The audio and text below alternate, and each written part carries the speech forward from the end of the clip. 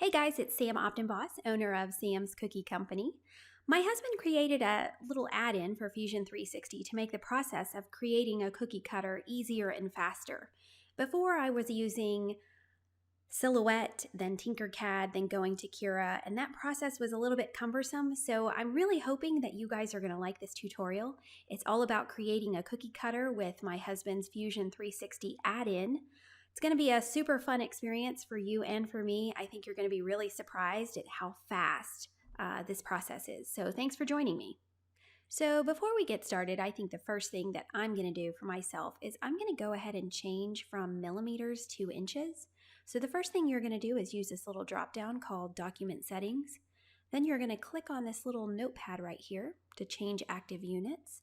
Then we're going to go over to the right, use the drop down, and go ahead and select inch. This is helpful for me because I usually buy my cookie cutters by the inch, so I'll pick a mini, which is pretty small, probably 1.5 inches, 2 inches, then a regular, which is around 3 inches, then a large, 3.5 inches, and then jumbo, I would say, is around 4. But I'm used to that measurement, so that's what I'm going to go ahead and use for myself.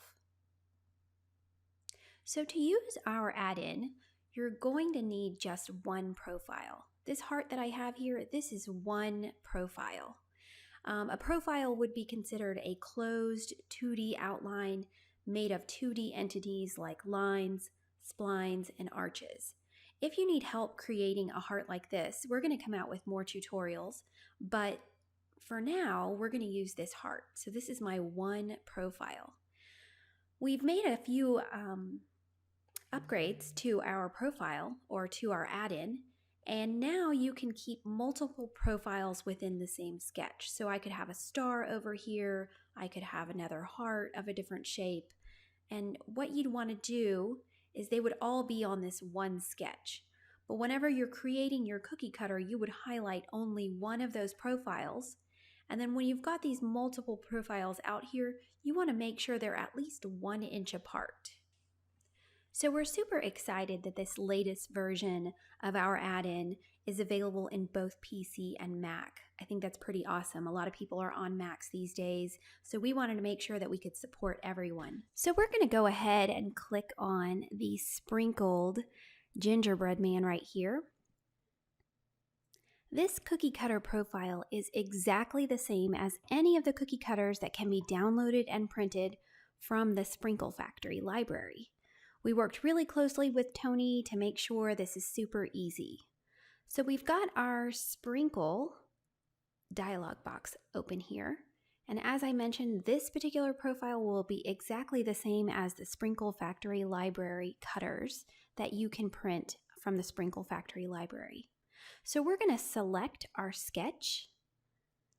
Here you can see it says 1 selected. That's when you know that you've done it correctly.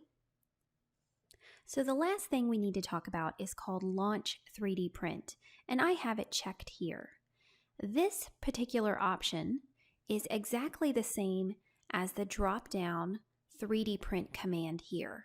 So 3D Print and Launch 3D Print are exactly the same. We just felt it was easier to put it in this dialog box. So now that we're ready to go ahead and make our cookie cutter, I'm going to go ahead and hit OK. If for some reason your OK button is not working, it probably means that you have not selected your profile. So you want to make sure that says 1 selected. When you're ready to go ahead and hit OK. And there's our cookie cutter. So there it is. It's going to look exactly the same as any of the cookie cutters that you print from the Sprinkle Factory library. So if you want all of your cutters to look the same, this is the way to do it. Okay, so now we're ready to 3D print our cookie cutter.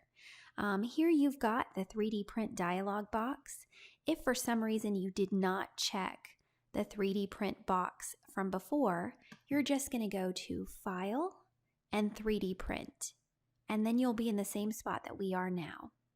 So now I'm going to go ahead and select my cookie cutter.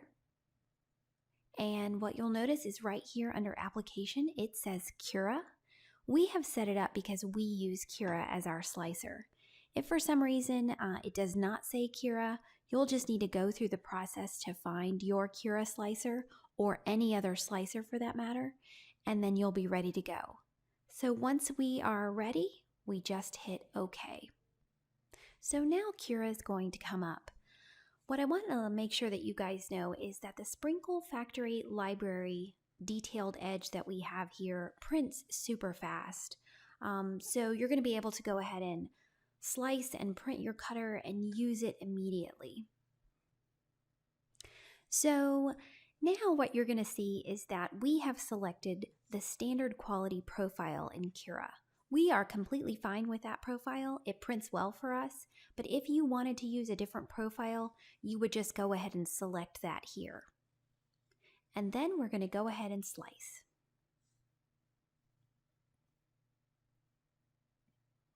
And here it's just going to kind of show you the process of making our cookie cutter. Looks like it's going to take about an hour and 43 minutes, which is pretty fast. So now all we have to do is save it.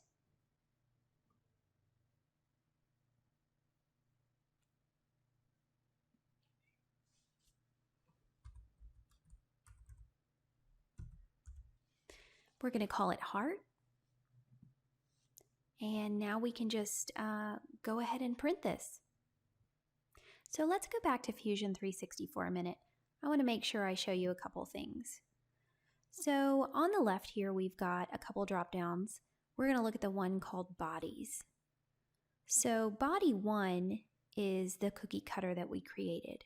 And if you see this little eye, we can turn it off and back on. I'm going to turn it off and show you something else. So under sketches, we've got sketch 1 and sketch 2. Sketch 2 is actually the geometry for the cookie cutter.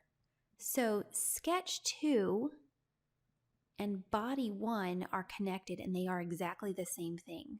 So body 1 looks like the cookie cutter, and sketch 2 is all of the geometry associated with that cookie cutter. Fusion 360 has a lot of different ways that you can adjust any of these things, and we're going to be coming out with other tutorials in the future to show you how to do that. But I just wanted to make sure that you all knew that body 1 and sketch 2 are exactly the same. Now if I turn sketch 2 off and turn sketch 1 on, you're going to notice that your original sketch is completely preserved. So we could go back to this if we needed to for any reason. So I'm going to turn our sketch off one more time and turn on our body 1. So this is our cookie cutter. It looks great. It's going to work really awesome. I want to make sure that you guys know that we're going to be coming out with more tutorials, so make sure that you stay in touch. Thanks so much.